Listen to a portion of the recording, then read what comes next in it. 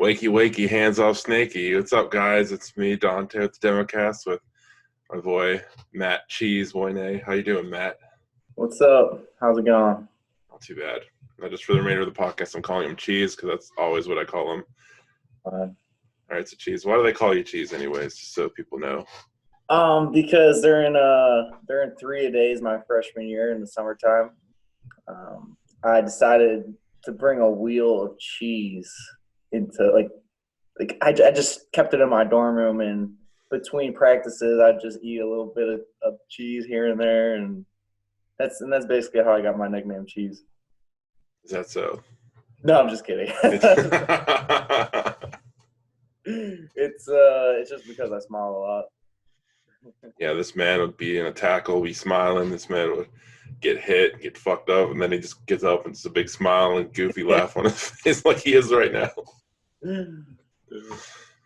All right, Cheese, is he wearing the blue collar proud shirt? Oh yeah. New favorite shirt, right? Oh yeah, for sure. Absolutely. Gotta represent. Cheese, real quick background. Where are you from? I'm from Cleveland, Ohio. I met a little background on how I know you. We met at Wheeling Jesuit in West Virginia. Met on the rugby pitch, actually. We're teammates. I don't know if you went through that already or whatnot. Yeah. So how'd you get into fitness and such? How did your journey start to where it is now? That's a very good question.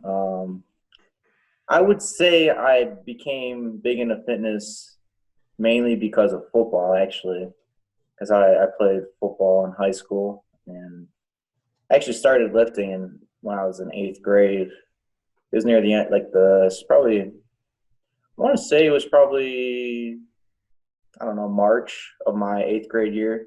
I was right when I got my acceptance letter. I started lifting at my future high school, St. Ignatius in Cleveland, and I would always carpool with one of my good friends from grade school, and we just lifted because his brother was starting offensive guard for my high school.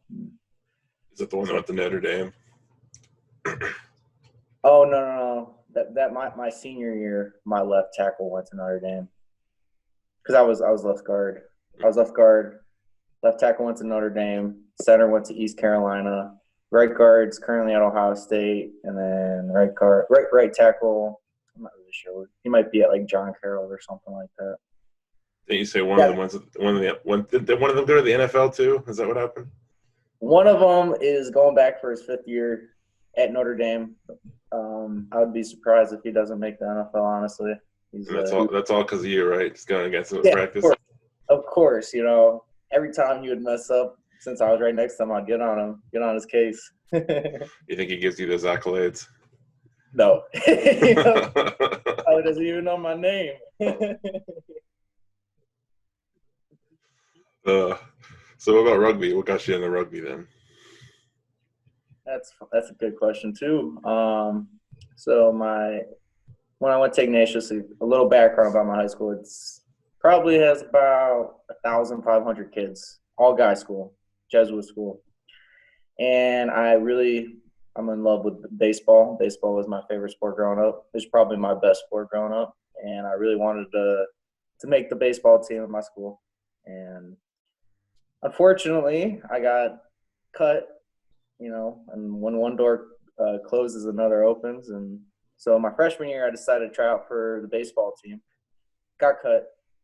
Sophomore year rolled around. I decided, I was like, I'm gonna try out for baseball one more time. So I took the whole fall, outside of football, and the whole winter practicing for baseball because I want to try out again.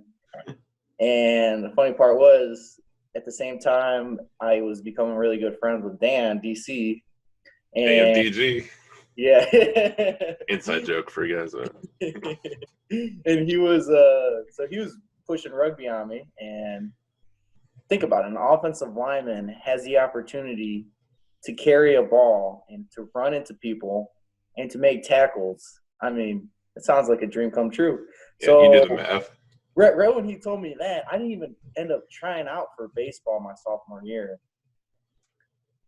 And so I just decided to try out for rugby, and the rest is history. Rest is history, yeah. So you went into college, then that's how we met, right?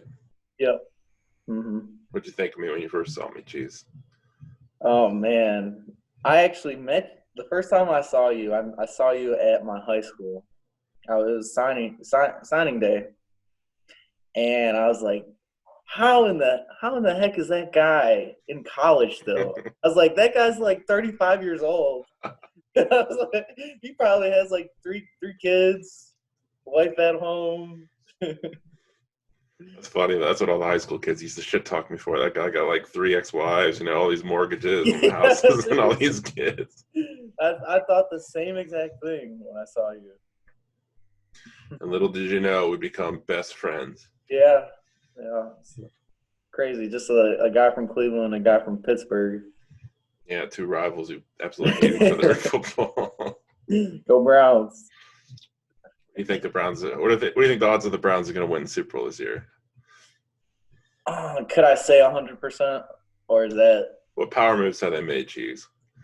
Well, in this coronavirus time, what power moves have they made? They only probably they have the possibility of having the best offensive line.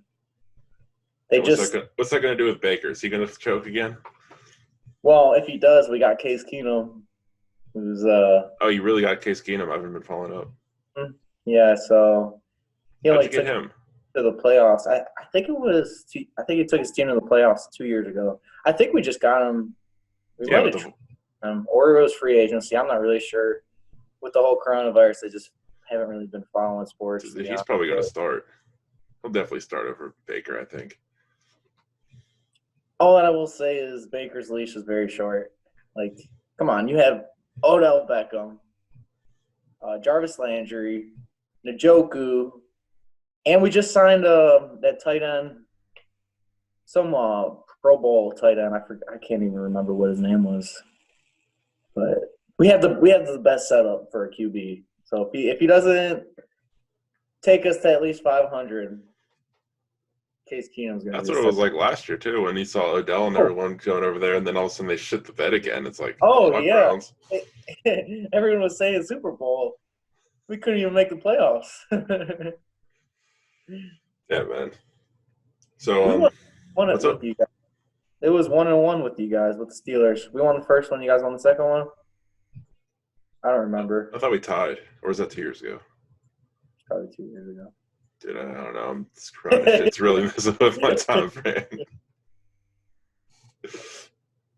So I told other people in the past about how like I used to run and stuff in college, how we started running and watching Goggins. What's your opinion on the Goggins and how it changed your running style and mindset? So David Goggins is the most driven human being on planet Earth. If you guys, I don't know if we have any big readers in the crowd, but if you have to read his book, Can't Hurt Me. I mean, I'm not a big reader, and that's like the only book I willingly wanted to read. Oh yeah, I think I've read. I could count on one hand how many books I've read in the past year, and that is the best book I've read by far. That has changed my lifestyle for sure. It has. There's a difference between motivation and being driven. Motivation is temporary, while being driven is just like a mindset that you have from like your whole life, basically. It's like a characteristic or whatnot. David Goggins, his book, I ran 730 miles plus in 2019 simply because of his book. His book, it just makes you crave the feeling of discomfort, and it makes you work on your weaknesses. And running was definitely my weakness, and I think now it's definitely one of my strengths. So yeah, you definitely cracked the code for running. I still haven't cracked it. I mean, I was keeping up with you guys and stuff, but some days you just kept running more, doing like 13 miles straight with Ron Green, and I was just like, fuck that. I'm Granted, I am a little heavier than you, but still, I'm not trying to make excuses or anything. yeah. If you guys saw me, I do not look like a runner. I Yeah, definitely look like a power lifter. I'm probably weigh what 230, 235 ish, yeah, you're and being it's generous, you fat ass. Let's be real. camera adds 10 pounds.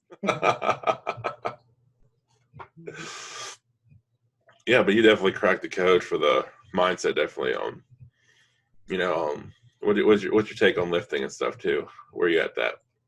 Oh, lifting, I love lifting, but I'm slowly getting away from it a little bit. Because of work just like because right now I'm a foreman for a commercial and residential fencing company.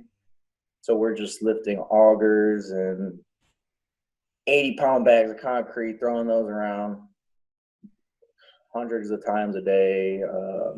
2x4s, 4x4s, everything, whatever you can think of. Yeah, I've thrown it around, and that's so tiring. So I'm definitely more of the powerlifting type. yeah, you take after me, basically, right? Yeah. So basically, It was like Cheese, DC, and like a few other people. They just like we all just gravitated and started doing the same shit. When our team was doing their bullshit little, oh yeah, the 4x12 workouts, we were actually doing some stuff and making real gains, putting in the extra work. We are the people that were kind of trying to step it up from the average because we're supposed to be D1 athletes, right? And we got yeah. we got people who can't even squat, right? Can't even Okay. squat 135.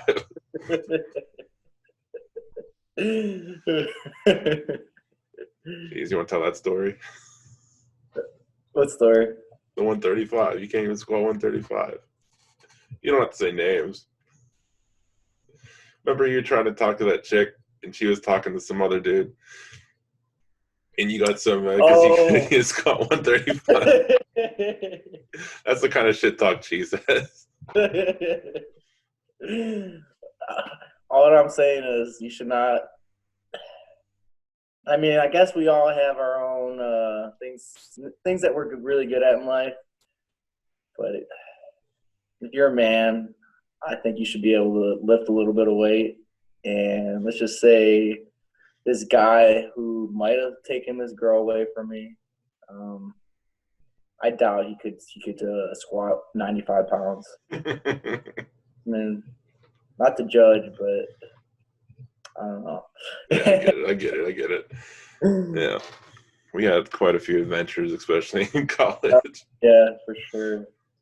I talked to a lot of people and stuff, but I told them I take the Everclear shots, but that's your favorite type of drink, right? Everclear, straight Everclear. Oh yeah, I drink that all the time. And what's your story behind that? What My teeth, I'll gargle with who needs Listerine, right? it. Yeah. So why Everclear? Why is that your favorite? No, it's really not my favorite. I hate everything. Everything does. Yeah, but why'd you buy it all the time? That was like always something you had to drink every single night. It's cheap. Very cheap, and it got. You didn't have to drink a lot when you drink everything, and I'm not a fan of drinking. That like I could care less about drinking. Really, it's more of a social thing. Same with so we play rugby. One of the main aspects of playing rugby is drinking afterwards, and Win or lose, rain or shine. yeah, I just kind of adapted to that.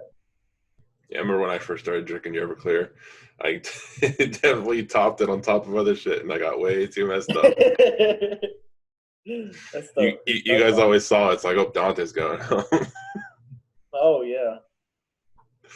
Yeah, I never really figured out the perfect combinations for that. We would make the jungle juice at the rugby house with Everclear, and remember that one night? That shit was strong. Oh yeah. I don't like, and then we talk about the rugby socials and stuff. Remember shooting the boot? You want to explain to them what shooting the boot is and how you get that title? Oh man, shooting the boot. So your first try on varsity rugby, like any varsity team or whatnot, you after the game, usually like at the rugby party or whatnot, you literally pour beer into, like, think of the grossest player on it, like any team. So we would always take the grossest player on our team, and we would fill his cleat right after a game, the same day, or in the morning we're playing a game. At night we're filling it up with beer, and we would fill it up with beer, and we would just have to like down the hatch. Yeah. So of course, Dan, I scored my first try against West Point, the Army, and our good friend Dan Carter, he scored a try, and literally he looked at me and he's like, "It's your turn." And I was like, "All right, hell yeah." 5 minutes later, probably about 5 minutes later, I scored a try, and I looked at it. I was like, "Hell yeah!" So in the order of when we did shoot the boot, he shot the boot with like a normal beer, and it was my turn, and they decided to fill it up with IPA. Not only is IPA gross, not only is Hey, drinking something. some IPAs are okay. No, imagine combining those two things. It's like drinking apple cider vinegar. Dude, that was worse. Because I remember we didn't shoot the boot. I mean, you guys didn't shoot the boot right after that game. I remember we waited until the Penn State game, and that's when me and Alex did it too. Oh yeah, you're right. And yeah, so it was like DC then you, and it was Alex and me. And I remember I was last, and I was so drunk and so prideful of it. We had like the picture, and I was like, I was so happy. Yeah, in our college too. We didn't have like normal frat houses like most other colleges do. I guess our frats were technically like the sports teams. Wouldn't you say that? Oh yeah, definitely. Yeah, but like our junior year, we had like 5 different houses to go to, and that was probably the funnest year.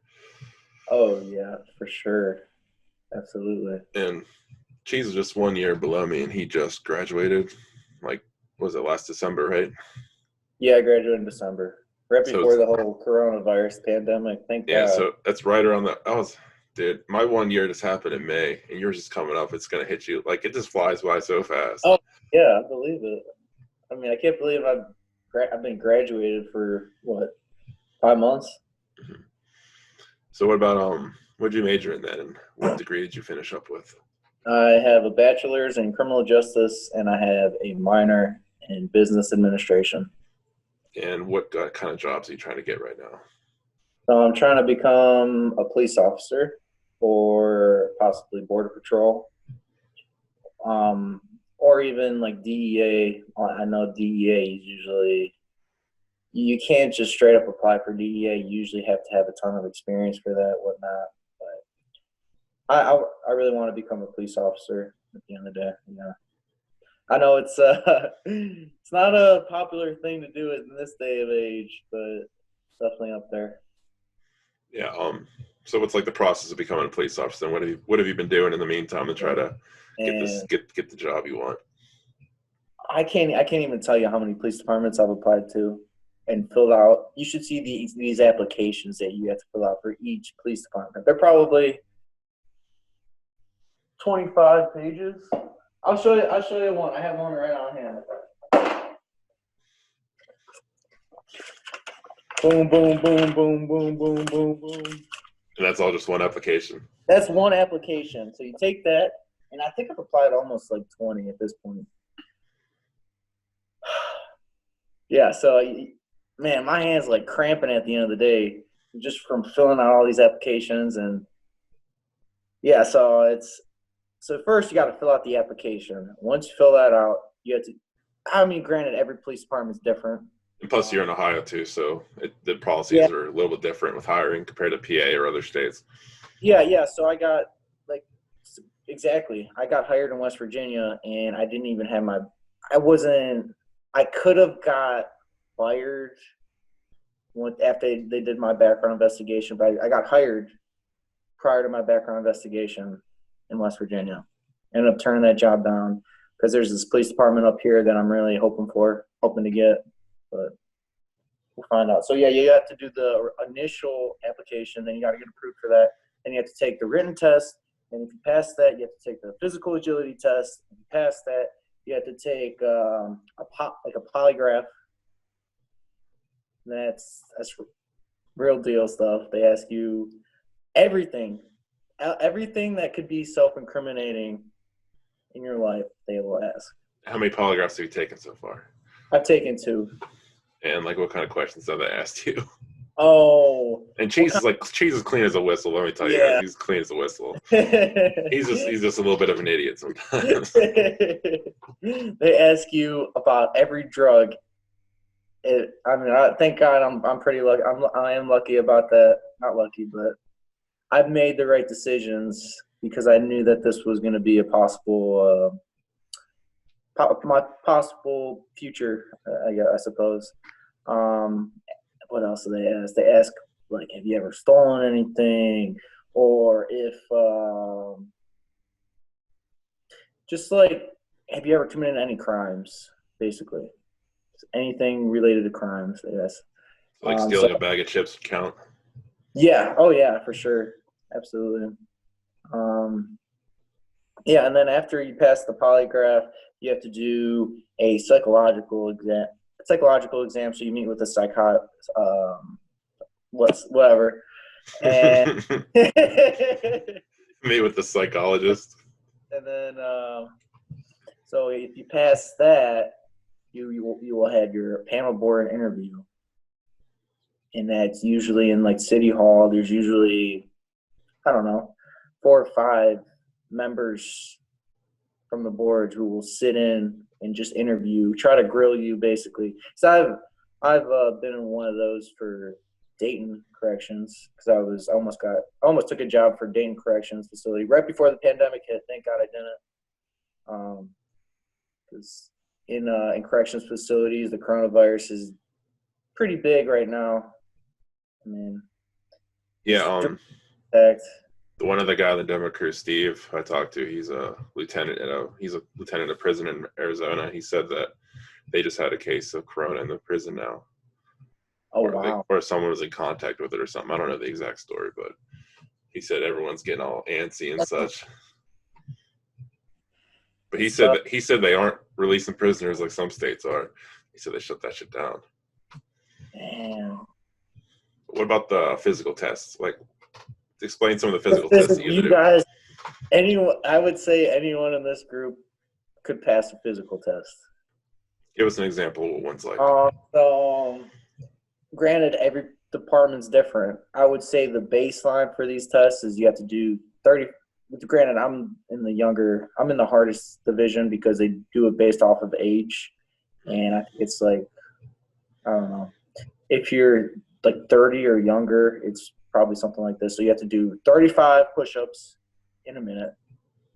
So if you can't do like, I don't know, you can't do 30 in 30 seconds, take a break, and then do 5 more. It has to be 35 back to back to back. Are they anal about the push-ups? Like, are they going to make you like hold a fist out in front of you? They're definitely very particular about how you do your push-ups. They have to be pretty perfect. But the stickler is their sit-ups.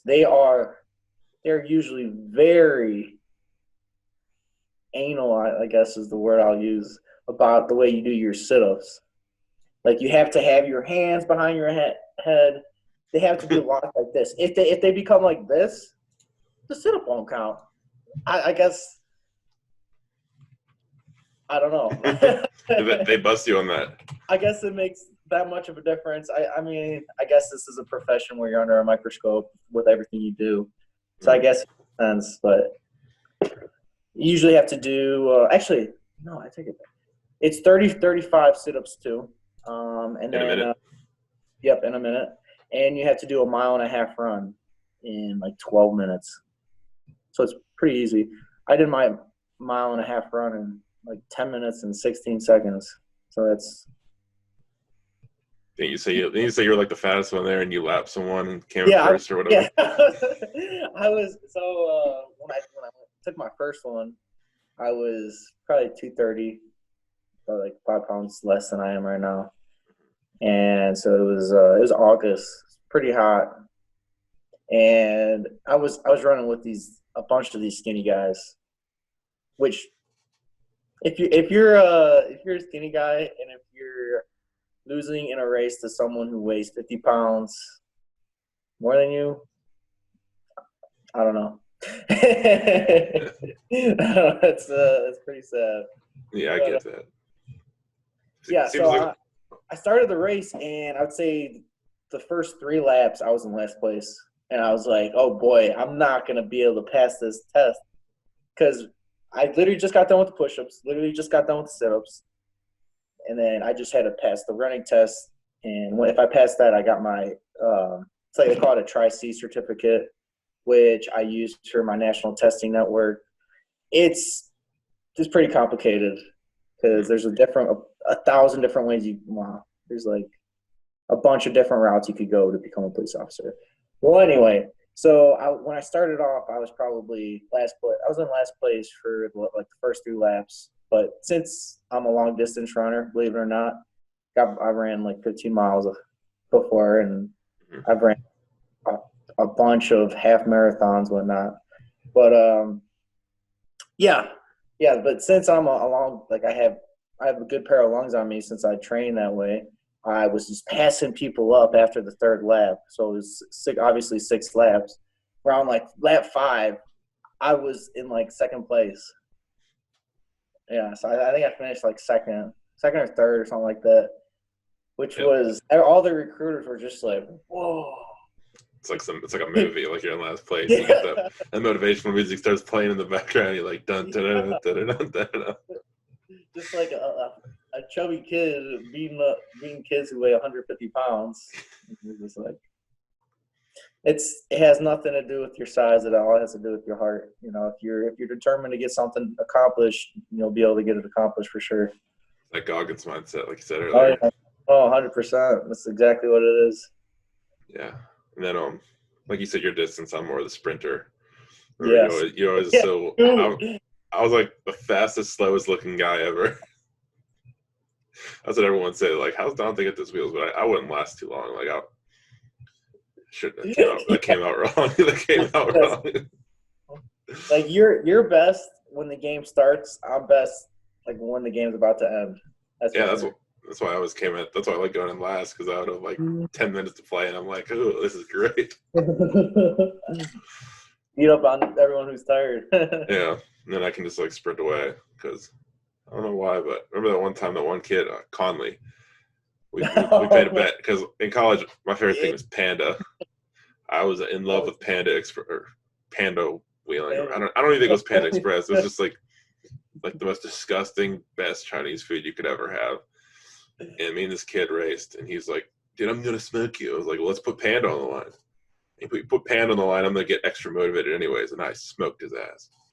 Let's just say Dante would eat Panda at least once a week. Bare minimum. Sometimes twice. Money well spent. And then we would go to the restaurant AC Buffet. And it was like the rankest Chinese buffet like I've ever been at, but it was so good. Remember that lady? We became regulars there, and they started giving us candy when we would walk in. Yes, it was good times. Yes, those missing cat posters and Wheeling. I know where those cats were. Speaking of those posters, remember? Yeah, all of a sudden I go in the elevator one day and I see a missing dog poster. It says missing DAWG, and it's like a picture of me deadlifting. And it's like some bullshit like misspelled like missing poster like saying miss my dog, contact me at this number. Seen them all over the school. This dude just printed them all out. You should have seen the way the librarian looked at me when I printed those. Because of course they're nosy and they have to read everything. Mm-hmm. And then we would get the fart spray. Remember that? And piss everybody off. So if you guys really want to prank somebody and you don't mind a little bit of smell, go on Amazon and they have like this liquid fart spray, and it is so bad. It smells like what would you say it smells like?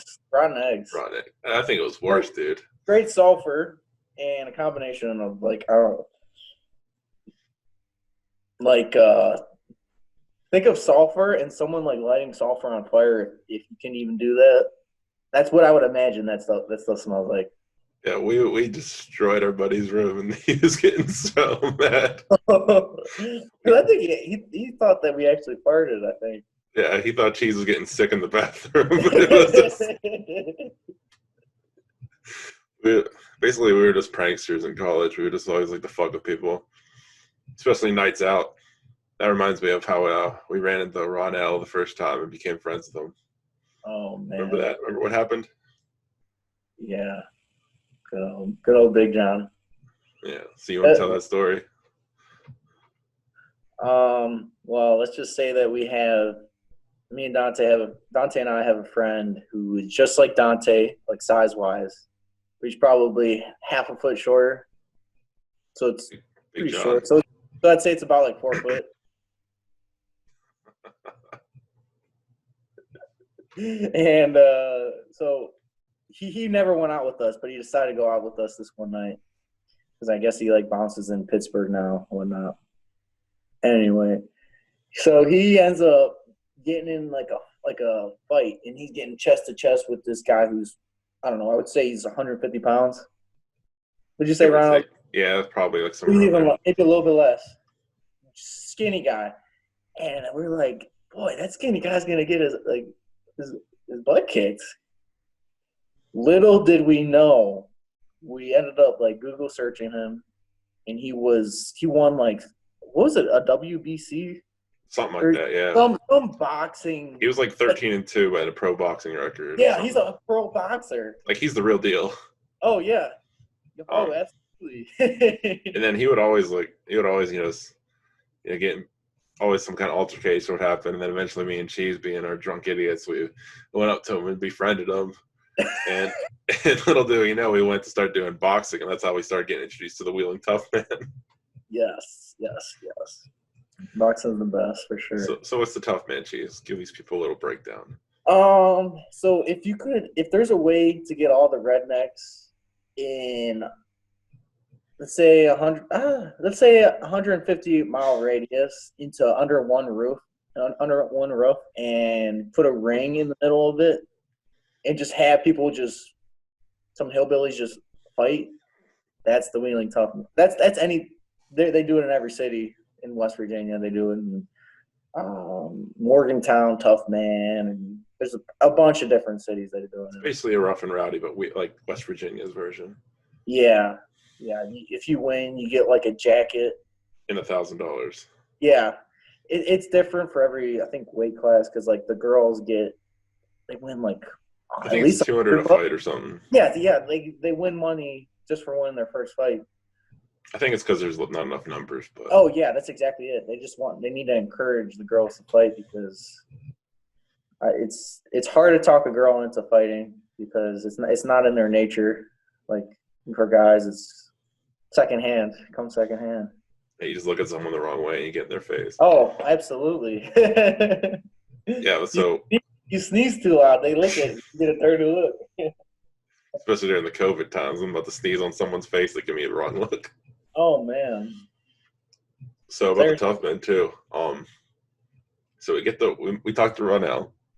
We get his contact information. Go to that gym, and it's like this gym like in the back of Wheeling, like in the middle of nowhere. Some hardcore underground gym. It's not the biggest gym, but it's really cool. It's really badass. They got this whole gym in the back. They got boxing mats. They got like sprawling rooms. And I say it was some of the best. It was some of the funnest times ever, because we got a rugby practice, and right after we would just run over to the boxing practice. And the one day, the one dude's just like, "Hey, what you guys think about doing the Tough Man?" And we're like, "What the hell's a Tough Man?" And he gave us like a pretty rundown. We started like researching it, and saw like all these people just like gassing out and just like throwing haymakers. We're like, "Fuck yeah, let's do it." Yeah, that guy looked like Bobby Lashley. Yeah, our coach, he looked like Bobby Lashley. He always called me Lou Ferrigno. He's like, "Come on, Lou." And one of our coaches, what the hell was his name? The big guy, Elson? Mike Napple. Apple, yes. He was a pro boxer. Everyone there had like a pro boxing background. He used to train with the Diaz brothers back in the day. He said the Diaz brothers would they'd just sit in like a room and just shadow box in a room full of mirrors. And this dude, everyone there pretty much won the tough men in the past too, so they pretty much know how to win it. Of course, neither of us won it. Yeah, not yet. Yeah, we plan on coming back next year. We took a hiatus here because we were both taking the police test in Pittsburgh that day, so we couldn't do both days. But so the first night there, we sign up. It's like $10 to do it. It's like $10 to get your boxing license. These are like actually considered legit boxing matches. Like it's not some bullshit amateur like stuff. Like both our boxing records right now is 1-1. Who else can say that? Yeah. What do you think it was like, walking in on day one and getting ready for everything? How'd you feel? Oh man, the amount of emotion you go through, like before the fight, you just see the stage all set up, all the lights, all the chairs. You're like, oh my gosh, am I really doing this? And I remember how like before the fight you had to get your blood pressure checked. Yeah, and you kept failing. I kept failing mine because my heart was thumping so much because I was like, oh man, I'm about to like fight someone like. They thought you were like an underlying condition. Yeah, because you have to take into consideration. So, what the heavyweight? The heavyweight's like the heavyweight weight class is 185 pounds to 400 pounds. Yeah, they recently changed it. They added a cruiserweight. Yeah, but that's what it was. That's what it was the year we fought. Mm-hmm. I mean, think about it. Someone who weighs 196 pounds has to fight someone who weighs 220 pounds. Like, come on. That happened. Oh, I believe it. Was that like a championship or when was that? I don't know. I think it was one of the first rounds. But I know how they did it. Sure. Like the first round's like the second night.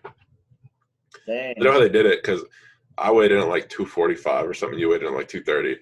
So we were like right on the opposite sides. So we split the bracket of the heavyweight. So in the end, if we did make it, we both would have fought each other. Supposedly, rumor has it.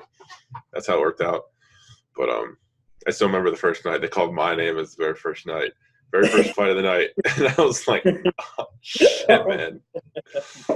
All the training that we did for like a month just flew out the window. Oh, yeah. Man, it's war in there. Yeah, you get punched once, like for the first time, and you're just like, holy shit, this is real. I mean, boxing is not a sport. I mean, what do you mean it's not a sport? I don't think boxing is a sport because it's like more of like a warfare. You're willingly getting punched in the face. Like you play sports, you do sports for fun. I think boxing is more of like an addiction. Like I don't know. It just has to do with momentum and like I don't know. I just don't know. I get what you're saying. It's like kind of like a pride thing. Like you just want to be the battle. best. Boxing is a battle. And when you're into like the mindset of boxing, it's the greatest sport ever. I personally, even though I've boxed on like two, if you want to call them like actual fights, boxing is my favorite sport, and I actually plan on training to do more boxing in the future because Stipe Miocic, he's the heavyweight UFC champion. His gym is literally 5 minutes from my house. So that's pretty nice. I actually started training there right before the pandemic, but then it got shut down. So didn't you call out Stipe at the Arnold or something? Yeah. I told him. So like, you go to the Arnold, you're allowed to like hold his belt. His fit. Obviously, it's not the real one that he has, but you're allowed to hold his belt. And I was holding it, and I was like, "Yo, this is gonna be me one day." It's like I'm coming for this. And he's just like, "Oh, get out of here! Just get back in line. Get in the next line." Go back to your mom, little boy. Not just wait till after this COVID shit happens. Just put all your time and effort into training boxing and MMA. And then one day you'll meet Stipe. He's like, cousin, because Stipe would be too old to box anymore. Because he's a firefighter where you're at, isn't he? Yeah. He's a firefighter in like a smaller city. I would say probably 20 minutes from my house. Yeah, Clean. it's really cool because I had three uncles. They were all neighbors in this city called North Royalton. I'm sure I could say it now because he ended up moving. And so I had three uncles on North Royalton. They're all neighbors, giant plots of land. And so my uncle in the middle sold his house to Stipe. So I had uncles living on each side of Stipe. And he ended up changing the name of the street to Champion Boulevard or something, Champion Lane or. So yeah, that's pretty cool. It must be nice to have money like that to change a street name. Yeah, that's respectable though. Even though he's like a full-time fighter, he still puts Oh in the yeah. work as a firefighter. Did you see that they're trying to strip him of his championship? Yeah, because he's working too much now and he's not in fighting shape. Because the gym's closed. He said that he's not gonna. He can't do anything. Yeah, he definitely can. I mean, he doesn't want them to cut corners because he's a champion. You know, he doesn't want any special treatment because that's just the way he is. He's a blue collar guy. You know. I mean, who else would be like a champion, a UFC fighter, and still like work a full-time job as a No, firefighter saving lives? He's like a stand-up dude. no one. And when you become tough man champion next year, are you gonna still try to be working as a thing, or are you gonna use that as like your leverage? I don't know. I'll get back to you on that. I'll let you know. Yeah. So next time you see Stipe, what are you gonna say to him? Well, I'm gonna tell him that I'm his prodigy. His prodigy. Are you gonna tell him? You gonna ask him if you remember the Arnold? No, he definitely doesn't remember me. He didn't even remember my cousin, who was his neighbor, obviously. He had to like say, "Hey, Stipe, I'm your neighbor," and Stipe just looked around. He was like,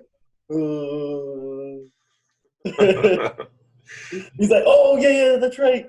And he ended up. It was cool because he ended up pulling out his phone and having one of his ushers take a picture of my cousin and him to show his blade.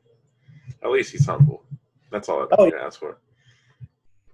Yeah, I mean, granted he probably saw thousands of people that day. But, You ready to answer some questions, Cheese? let's go. We got 3 people that ask questions, and some of them are pretty multiple questions from 3 people, so we got a decent amount. Okay, first question from Jordan Bardwell, nursing guy. Shout out Jordan. I'll play Call of Duty with you one day. I swear. He said, "How long have you played rugby?" First question. So I've been playing rugby I'm going on my 7th year. Like I said before, I got cut for baseball my freshman year, and then my sophomore year of high school I ended up playing. I think I played the first year my school made it a Division I sport. It used to be club. Yeah. What about the best rugby story?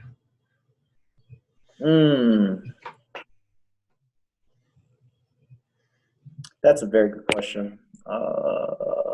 I would say the first one that comes to mind is probably when I went to Columbus. I think I was playing for the Pandas. Do you remember that? I went with Paul. Oh, yeah. I played for a club team. I couldn't make that tournament. I think I was doing something with Carly that weekend, and I gave him Cheese instead. And Cheese went to Columbus with the team he had no idea of anybody in, but he ended up becoming good friends. So yeah, that's usually. I know where the story's going. You better keep that. So after the drive from Wheeling to Columbus, get out of the car. This is the day before our first game. Just tired and whatnot. We start to walk into the hotel. I have bags all over me. Got my gear bag, and then I have actual dress clothes because we were gonna go out after our game. And I'm just head down, whatnot. I held the door open, and all of a sudden I heard this guy say thanks. I was like, I was like, that guy has a good voice. And so I look at him, and I was like, that guy looks familiar. And then I ended up bringing in my head. It was Ted Williams, the guy with the golden voice. I don't know if you guys know who that is. He was on Dr. Phil. A picture of him. Yeah. So basically, he was a homeless guy, and he would stand on the side of highways and do impersonations for money. He was about to be a Cavaliers announcer, and I want to say he relapsed. I'm not positive about that. Yeah, his voice is perfect. Yeah, this guy. You see him? Pull up a video to show his voice. Yeah, he said thank you, and I was like, whoa. And then we had a conversation. I got a picture with him. Can you hear that? I don't think so. All right, well, you guys can look it up later if you want. Yeah. It's worth a look up. I mean, he only has a golden voice. Yeah. And what did you make him say, Cheese? Oh, it's a guy with the golden voice. I'm here with Big Bad Cheese, and then I think I might have posted on Instagram or something like that. Yeah, but leave it to you to find some guy like that. Yeah, I mean, anyone on Dr. Phil is a special character, regardless of what they were on for. All right. Next question. And then he said, what are each of y'all's worst plays during a game? Like the moment where you were so embarrassed you wanted to slide onto the turf. I'll go first. Okay, that works. Pretty much being stone hands Dante. Just like dropping perfect balls where I could have scored a try after. That's probably multiple embarrassing stories. It's stone hand Dan's and stone hands Dante. Oh yeah. And that stigmatism never leaves you, even though my hands are gotten a lot better. Not saying they're perfect, but that stigmatism never leaves you. You could not drop a ball for your entire rest of your career, and everyone will still be like, "Oh, he's ready to drop the ball." Oh yeah, 100%. What about you? What'd you say yours is? So I'll give you my practice one. Probably getting ran over by you, because that's pretty embarrassing. That's embarrassing. Yeah, right.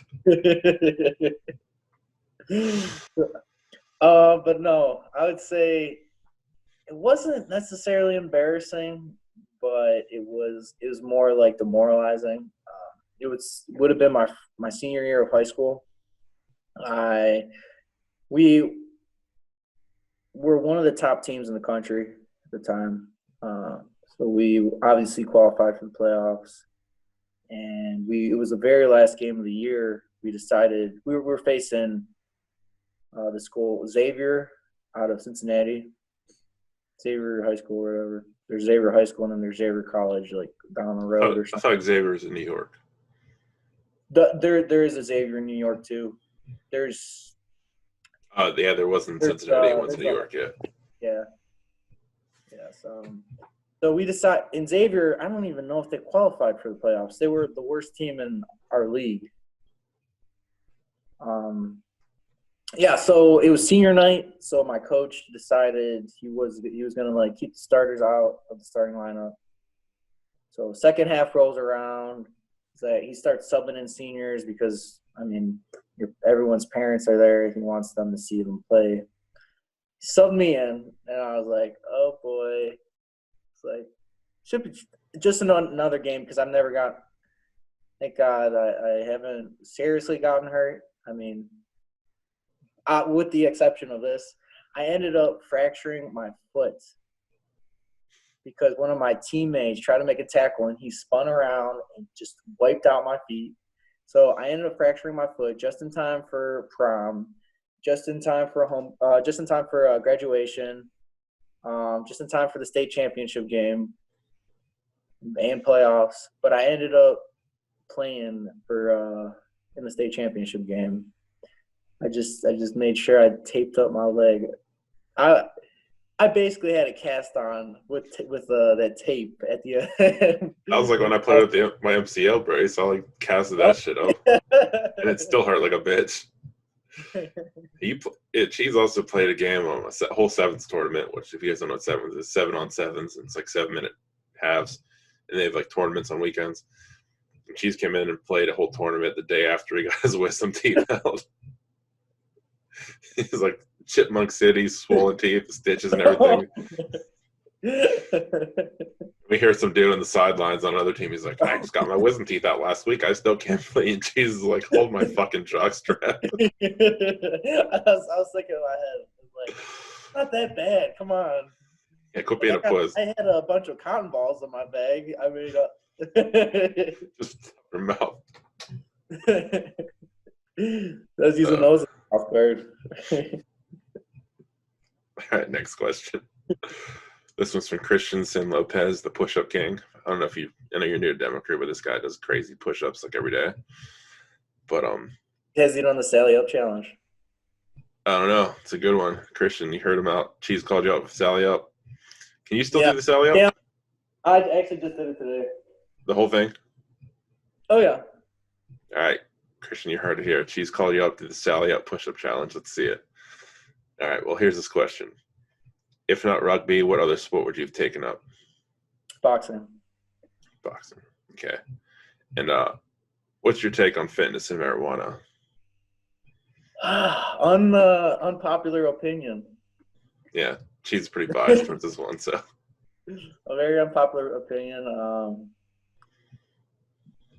Possibly because of what I want to do with my future plans. So I can't be smoking weed if I'm going to try to be charging people with possession of it, or yeah. What's your take on like professional sport players and their capability of using I mean, I guess there's a bunch of factors that go into it. I guess if it's legal in the state, which it would be very hard to enforce because teams are traveling all the time. So say like Cleveland Browns, say they go to Denver to play a game. Like, how would you enforce that? Would you say no Cleveland players are allowed to smoke weed, or would it, you can't? I mean, you're splitting hairs. It's probably in the players' contracts too. Yeah, for sure.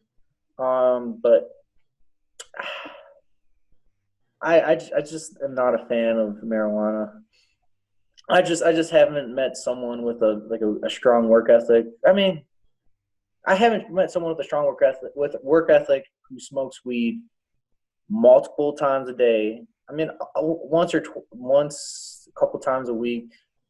I know some successful people who do that from a distance. I like to distance myself from those types of people. Like I said, with my profession, I can't be hanging out with people like that, but I'm just not a fan. Respectable. And last question he had: do rugby players consider American football a pussy sport, considering all the protective gear and helmets? I would not. Would you? Would you think so? No, because you still hit hard, but in my opinion, with the football, is that it's the false sense of security with the helmets and the pads. Yeah, I was about to say that.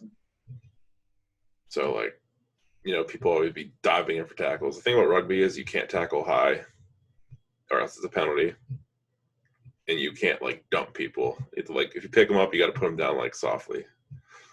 Yes. So, like, there's a lot of rules enforced or safe tackles, and plus, no one's wearing helmets or pads, so you don't really want to be running full speed on the people with your head down, anyways. I learned that the hard way a couple times. Concussion City, population Dante. Or like the time you hit your head and you started doing push-ups after. You just started doing push-ups. In the one game, I went for a tackle or something, and I got kneed in the face, and I blacked out on the field. I don't remember doing this, but they said I was doing push-ups like when I was blacked out, and I look back at the game film, and I'm just sitting there doing push-ups, trying to get up for something. I don't know. Oh, man. So what else do you think about that, Cheese, with the helmets and stuff? Oh, I strongly dislike helmets. Playing offensive line, I would argue that that's the position you get hit in the head the most. It seemed like every single play, it was just like helmet to helmet. there's not really anything you can do about it. Even because I got short arms, T-Rex. but playing offensive line and defensive line, it's basically head-to-head contact every time. I just feel that if American football didn't have shoulder pads or helmets, I think it would be a safer game overall. Like you said, with that, like the fake sense of security. False sense of security, yeah. Yeah, I just and like think about it. A helmet. What would you say that weighs? 8 pounds, maybe 10, maybe more than No that. way. It's like 5 pounds of that. No, I'd say They definitely they got lighter over the years though, because like they keep upgrading like padding and lightweight formula. But yeah, true. You know, a lot of people will, a lot of players will use that to their advantage, and they'll use it as a weapon. They'll lead with their helmet because it makes the big play. You know, it makes the big sound. or they'll use the helmet as a weapon. Mason Rudolph. Go Browns! Woo woo! That was a little uncalled for though. That was crazy. That was the craziest thing I've ever seen, I think. Freaking Myles Garrett. That was the Browns season in a nutshell. Yeah, and the Steelers. All right, so there you go, Christian. There's your answers. And then leave it to Carly for the last answer. No, in fact, Cheese was part of the people that helped me and Carly become who we are today. She could probably vouch for Cheese a lot, even though she has mixed feelings about some things he does, but that's besides the point. She goes, best rugby memory at Wheeling.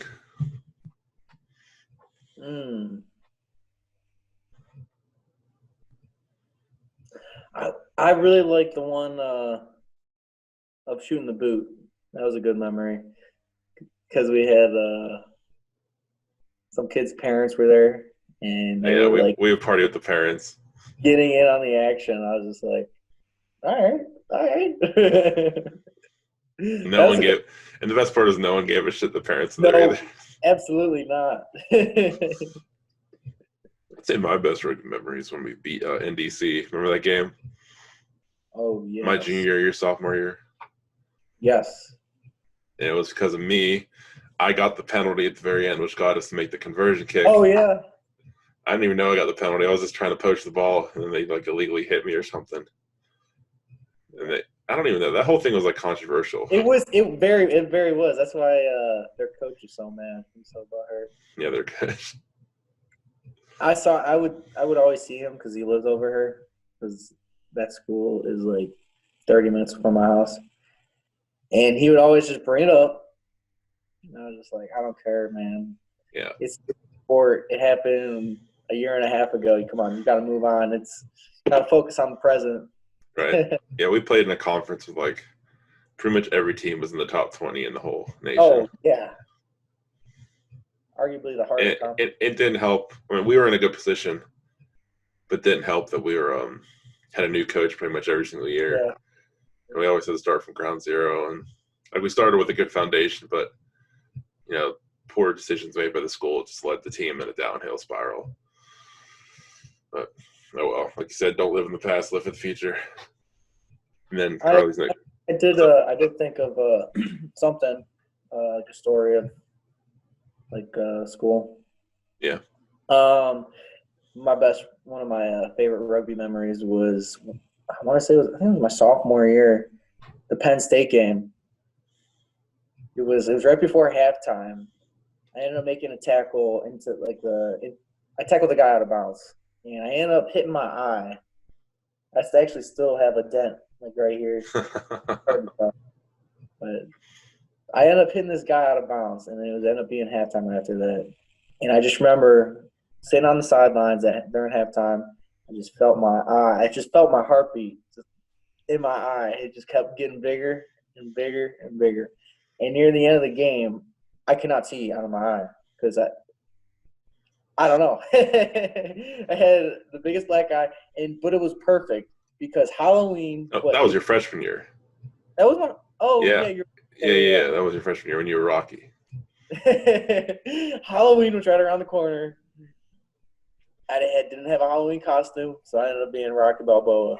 So it ended up working in my favor. That's so funny. Oh man. Carly said, "What's the best memory of meeting her?" I don't know. They all blend in. They're all so great. There you go. Next question she had was, "How have you used your rugby discipline outside of college?" I would say since rugby is you have to have a high level of respect for others to play it. I mean, there's no other sport where you have to call like the referee like a sir, and there's only one speaking captain on the field. I mean, that requires a certain level of respect. I mean, if you're the captain and we're on the same team, and if I'm just like dropping F bombs, blank this, blank that, I could get a yellow card. I mean, simply put. And the sir won't answer anyone else, but that's not the captain either. Yeah. I mean, imagine them doing that in football, like in the NFL. If they put people in, gave people yellow cards, the whole team would have yellow cards. I know. You wouldn't be able to watch a game. Start talking back to like older roommate Ian. You know, he gives no fucks. If someone talks back to him or something, he just instantly cards people. That's what happens when you give them power. Those people power, they're like, can't talk back. That's a good thing, though. Keeps you disciplined, like you said. Oh, 100%. Yeah, that's probably my favorite part of the game. Another part of the game is What you drinking, cheese? Soda Stream. Okay. It's like homemade pop. It's actually what was that pop you were drinking earlier? What was it called again? Oh, Diet Dr. Pete. So I just made some water, and you just take the water and you put it in this bottle and you hook it up to this machine, press the button 3 times, puts fizz into the water, and it's like carbonated water, and then you just add a little bit of this, and it's healthier than normal pop. I thought that was just some discount Dr. Pepper or something. Oh no! I mean, it probably is. I mean, it's like $6 for one of these. You probably get a lot more with your money. Right. I don't know. I was just curious. And then her last question is, why do you want to become a police officer? What's the reasoning behind it? Trying not to make this as cliche as possible. It's already cliche. Just let it out. It is very cliche. I just want to give back to the community. They obviously, the police officers, they don't have a very likable stance with the public. I think that's thanks to the news media. They always they always cherry pick the news media, and they'll say, "Oh, this African American got shot" or something like that. Granted, some of those cases are actually like racism, but I just feel like police officers have a bad reputation, and I feel like I wanna find a job where I could try to help fix that, because I'm a very big problem solver. That's probably one of my best traits, is I like to problem solve. Right. What I do every single day at work. You would every single day there's yesterday we had little side story. Yesterday we have these machines. They're called augers. $1,000, maybe even close to $2,000 machines. They are tanks. Let me tell you, work great. The only thing that ever happens is the string occasionally breaks. We start one, dig a hole, turn it off, because we had to like set up the string and set the end post. Anyway, and then we had to turn it back on. The thing broke. The string broke on this auger. Thank God we have 2 of them. So I had sent my coworker to get the other one. Well, guess what happens on the first pull? The string broke. So I had to get like tweezers and get the string out, and I ended up getting started. But like I said, I love problem solving, and I feel like I could help fix their their view, the public's view on police officers, for the better, of course. Yeah, because we were in a couple of criminal justice classes together, and like we learned more about statistics and stuff. Because most of our classes were like about history and statistics rather than like how to actually be a police officer, in my opinion. Oh yeah, absolutely. But then learning about the statistics and stuff, you start like realizing that, like you said, the media just kind of nitpicks certain things. So they don't really tell you the majority. They'll tell you like that one minority story that will like blow up and get them more attention, but in turn will, make all the police officers' jobs more of a living hell because people get misinformation. Granted, it's not always misinformation. Yeah.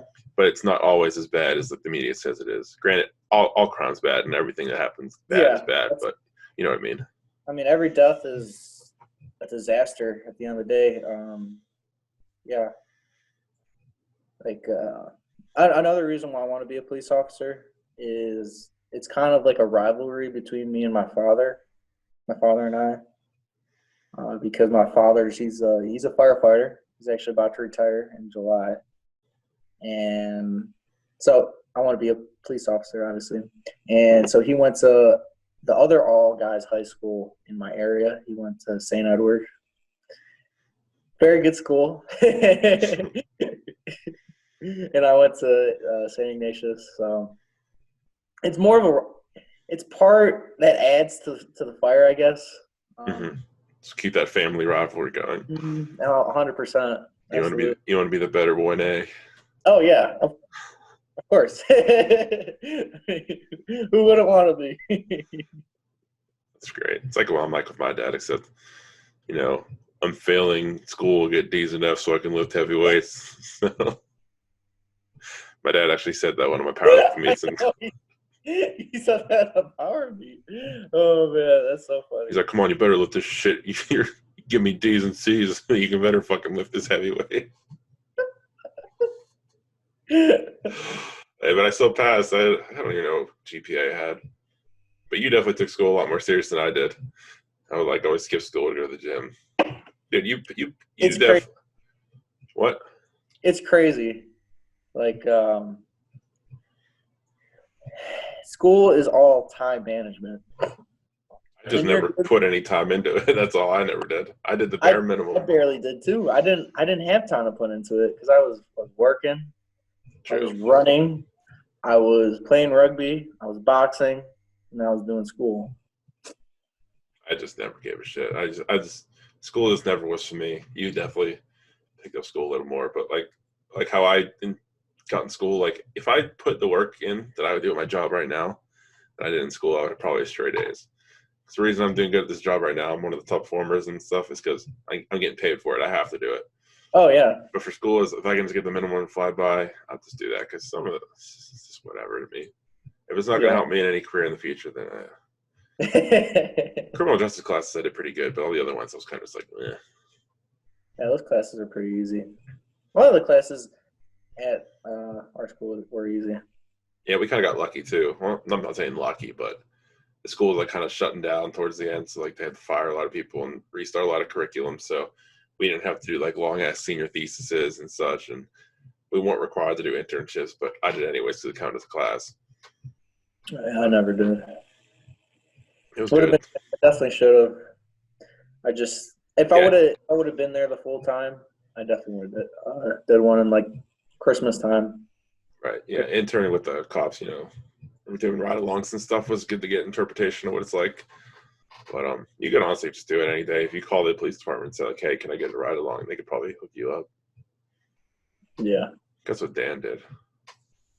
I mean, I basically was on a ride-along during my police interview for the police department I got hired in West Virginia for. I was literally in the middle of the interview, and all of a sudden the guy gets radioed, "Hey, there's a drug deal gone wrong," and so we all just ran to the car, and I was just like, "Oh boy, this is real." I'm just in my suit, just like was not expecting that at all, and a bunch of drug dealers and this rusty pickup truck. It was crazy. He had a bunch of heroin. I forget how much it was. It's crazy. Yeah, dude, that's crazy because I witnessed a lot of that stuff too. But I like sit in the car or whatever, be at a safe distance rather. But Oh, it's I definitely. actually I got out of the car. Oh, really? They probably thought like I was in the Well, torture. it just depends. I think it just depends on the officer because a lot of them are kind of nervous. They didn't know. Like the one call we were on, it was like a abandoned house and like reported like people were inside or something. So he's like, we want you to stay in the car. Just watch the outside. If someone comes out, I'm not going to tell you to chase them down. But if you do chase them down, I'm not going to say anything. He's like, we just don't know what's in the house. We don't want to put you at risk. So because I'm a liability at that point for the Oh, officer. for sure. It's good. But yeah, geez, we're getting ready to wrap things up. Do you have anything else you want to say to these people? I know you're new and barely know anybody, so do you have any last regards to anything you want to say? No, not really. Arm and Hammer. Arm and Hammer, yeah. She's thought Axe Sledge was Arm and Hammer instead at the original. Like, what's this deodorant company? I was like, it's like baking soda, not deodorant. I think they make deodorant. They probably make everything. Laundry detergent, toothpaste. All right, geez. It's time to end this shit. Have a good day, bud. Yeah, you too. Take care, guys. Ski yee. Yee yee.